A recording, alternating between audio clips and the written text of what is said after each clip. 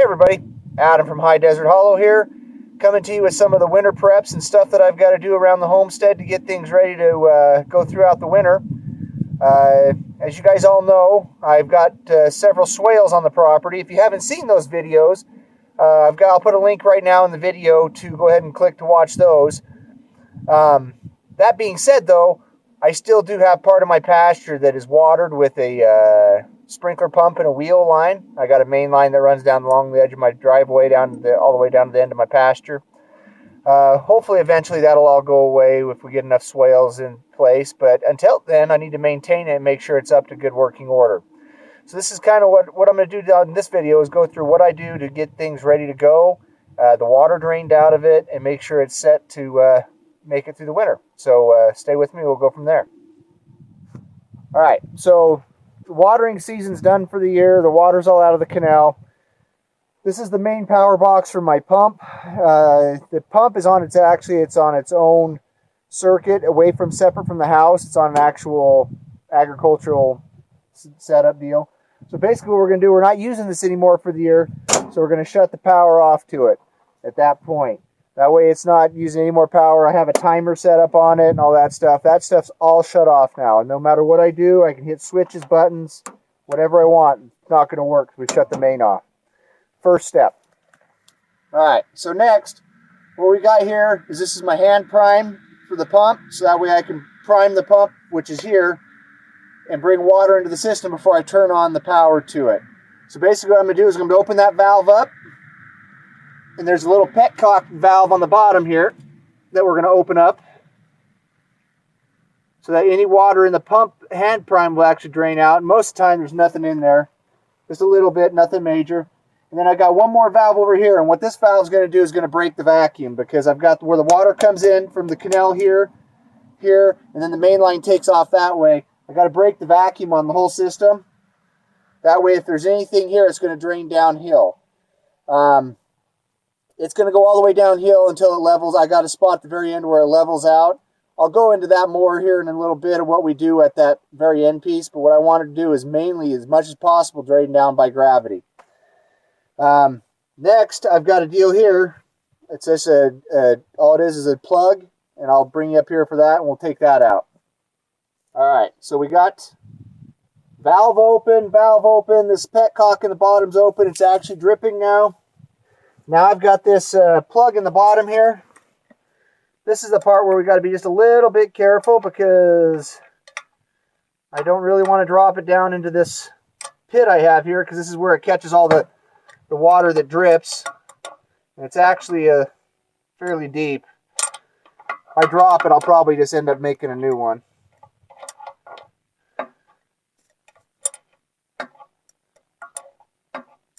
Basically this just threads out.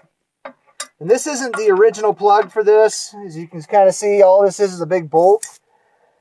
Some of this stuff here, it's getting old and worn out a little bit. But I got to make do with what I got for now, because I don't really have a whole lot of extra to start buying new pumps and stuff.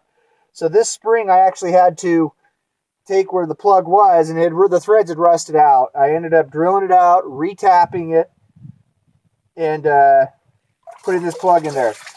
Now we take that out, and that's draining all that extra water out of that pump.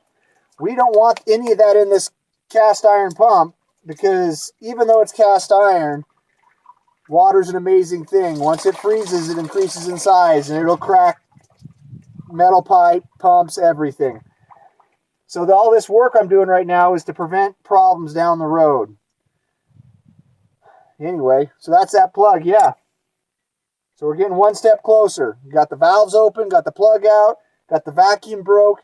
Stuff should be running downhill. We'll go down to the end of the pasture and we'll go from there. Alright, just a little piece of advice. Knowing my luck and my memory, if I took that down to my shop somewhere or stuck it in my truck or whatever, I would lose it for sure. Next spring, I'd be getting ready to come out here, getting ready to fire all this up. We'd get water in the canal, and I'd end up having to make another one of these because I wouldn't be able to find it. Surefire way, where I know it's always at, this is the timer. for the pump. That way I can set it to run for a 12-hour set or a 24-hour set, whatever I decide I want to do. It's shut off. It's not running, but it's just a little box there. Set my plug right in the bottom of it. Close it up. Make sure it's latched nice and tight. Know where it's at for next spring. No looking, no guessing. It's just there. So we're out here in the very northwest portion of my property here at High Desert Hollow. As you can see right there at the very end of the pasture, there's the haystacks the neighbor owns. And if you remember from past videos, when I'm going over the swales, that's right where the pond's at. So that's the end of the top swale. But the swales take care of themselves. I'm not worried about them right now. What we are worried about is making sure that the sprinkler system is taken care of so I don't have to worry about fixing a whole bunch of it next year and stuff like that. So basically what we've done, and I did this the other day because I had to get it done quick because we were getting ready to move some cows in here. But we basically moved the wheel line clear up against the fence. That gets it completely out of the road. And the driver down there, it's about halfway down. It's really hard to see in this picture, but it's there.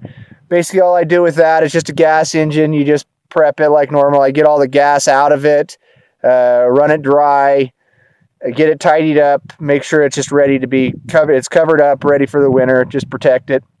The other thing you can tell there is that we've got this hot wire around it.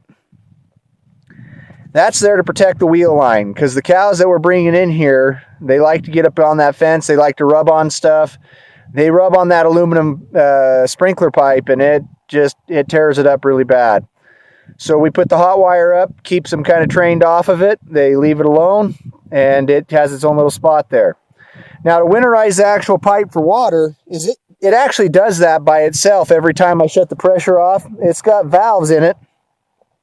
I'll pan around here real quick and show you. Hopefully not making you too sick in the process. As you can see right there below the sprinkler pipe, right here, those are pressure relief valves. They've got a rubber gasket on the inside that's on a kind of like a flapper.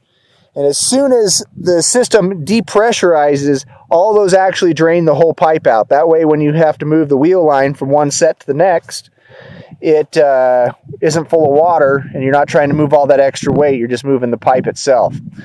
So pretty much the pipe is done. There's one spot at the other end that we open up, and I'll take you down there and show you that just to make sure that both ends are open, but it drains itself out pretty well. So we'll go to the other end and we'll take a look at that. On our way to the other end, I decided we'll stop here at the driver. All the work's done on it. Like I said, basically all I do is drain the gas out of it and then run it till it runs dry. Make sure all the valves are shut on the hydraulic drive for it. That way it's not leaking out on anything that's got a possible leak, which it does. If it's just sitting there, it will drip and I'll lose all my hydraulic fluid, and I don't want to lose that, number one, in my pasture or at all, because that means I got to replace it. So I just make sure all the valves are shut when it's not being moved. And I've got the strap around it holding the cover on so the wind doesn't blow it up. And it's just parked right up against the fence as far as it'll go. And once again, got that hot wire stretched around it just to protect it. We want to make sure that the cows can't rub on it. Okay guys, we're here cleared out the other end of the wheel line. And once again, like I say, it's still all backed up to the fence. Got the hot wire in front of it. But what this does is this valve here, it's actually already open, and it's a way you can drain the whole system out, because I kind of get a little bit of a downhill slide on this end just a little bit. So basically it just undoes like that, and you can actually blow the system out. I'll do this periodically throughout the summer because it's canal water. We get stuff sucked through the pump, whether it be weeds, moss, mud, dirt, whatever. So I'll come out here and it's got this bell shape on it.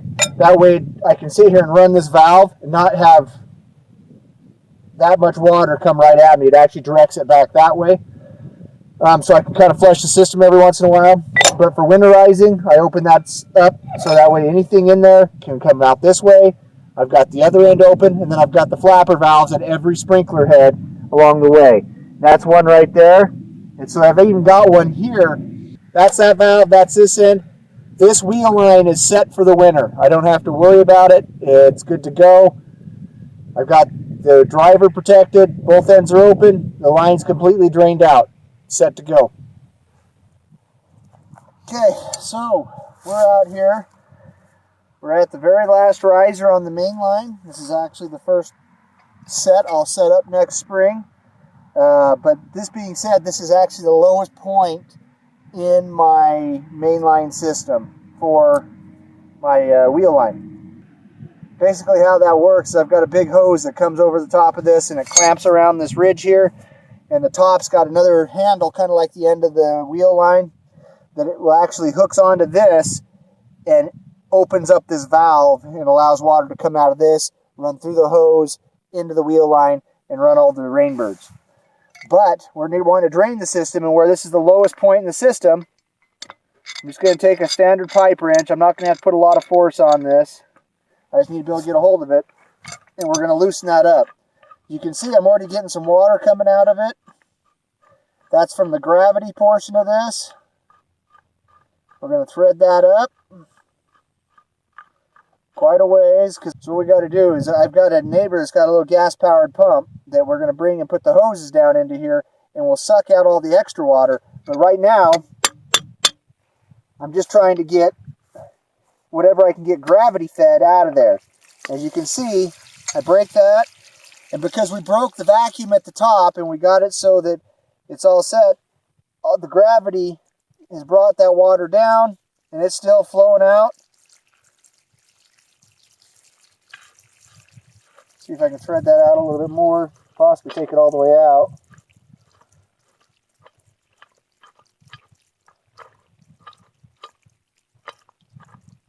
As that gravity feeds out of there. Now granted, that's still way too much water to have in the system. Even if we didn't do any more than this, that's enough that it would crack my main line. We get cold enough here that this main line's only underground a couple feet. It's not far enough to protect it from freezing. But yeah. Alright, so we got that out. Now we just got to get the pump and we'll suck out what's left. All right, so that's the basics of winterizing our irrigation pump, main line, and wheel line, and everything that we've done with that. I apologize for not having the footage of the neighbor helping me pump out the end of that last riser. I thought I'd hit record. Should have double checked it, I guess, because I didn't realize it wasn't recording until after we'd packed everything up and he was down the road. So I couldn't even redo it. You're just going to have to trust me. It is a gas-powered pump that we put a hose down inside that riser, and we just pump all the remaining water out. This is just some of the stuff that we have to do around here to help to get ready for winter and be ready to get through that. Stay tuned for more of this winterization stuff to come. We got more projects that are going to be happening. As you can tell, the clouds have kind of burned off this afternoon, and we got the sun out. So I'm going to try to get a couple more projects done before it gets dark. Just trying to get things tidied up for the winter. If you guys are liking these videos, remember to give me a thumbs up, subscribe if you haven't to get notified of new videos that come out, and comment. I always like to read the comments and try to get back to everybody. But anyways, in the meantime, we're just here trying to live a more self-reliant lifestyle and promote modern homesteading. This is Adam with High Desert Hollow, signing out.